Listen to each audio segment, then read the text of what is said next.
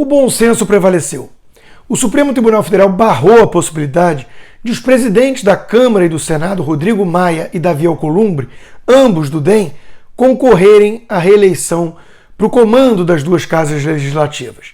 O placar a favor da reeleição de integrantes das mesas diretoras da Câmara e do Senado foi revertido no fim de semana, com os últimos votos do julgamento do plenário virtual, que havia começado na sexta-feira. O resultado final do julgamento ficou em 6-5 contra a reeleição de Alcolumbre e 7-4 no caso da reeleição de Rodrigo Maia. Mais uma vez fica claro como é apertada a margem, como o STF decide por um fio coisas tão relevantes para o futuro do país. No caso, a decisão era se a Constituição é ou não constitucional, algo esdrúxulo, bizarro, sem sentido. Na noite do domingo, votaram contra a reeleição os ministros Luiz Roberto Barroso, Edson Fachin e o presidente do STF, Luiz Fux. No sábado, a ministra Rosa Weber havia votado do mesmo modo.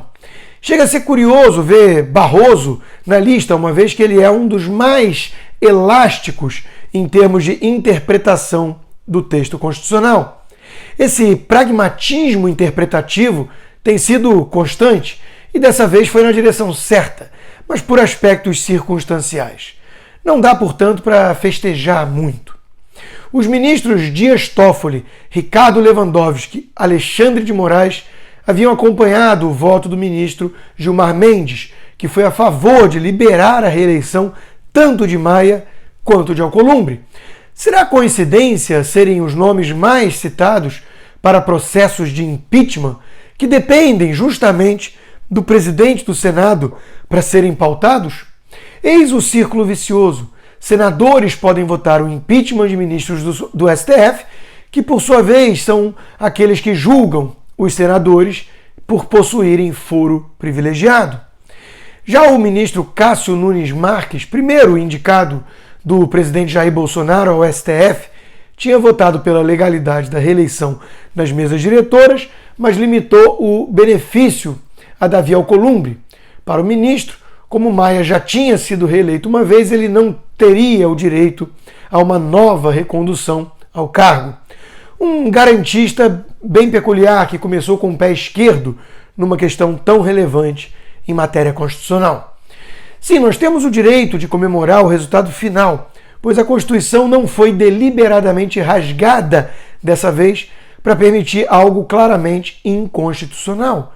Mas, como colocou Leandro Ruschel, o Brasil é tão castigado que precisamos comemorar quando o óbvio prevalece. Só o fato de ter sido tão estreita a margem da vitória nos dá calafrios e mostra como basta um indivíduo para jogar no lixo a nossa Carta Magna. Foi por muito pouco dessa vez. E não tenham dúvidas, outros testes virão. O pulso ainda pulsa e nossa Constituição ainda respira, mas por aparelhos de UTI. Quem repete que as nossas instituições estão funcionando, que é uma maravilha, está tentando se enganar ou enganar alguém. Agora, resta aos patriotas pressionar para que um deputado e um senador sem rabo preso cheguem ao comando das casas. E bem que Alcolumbre podia também se vingar, né? E tirar ali pelo menos 1 ou 2 pedidos de impeachment de ministros do STF da gaveta.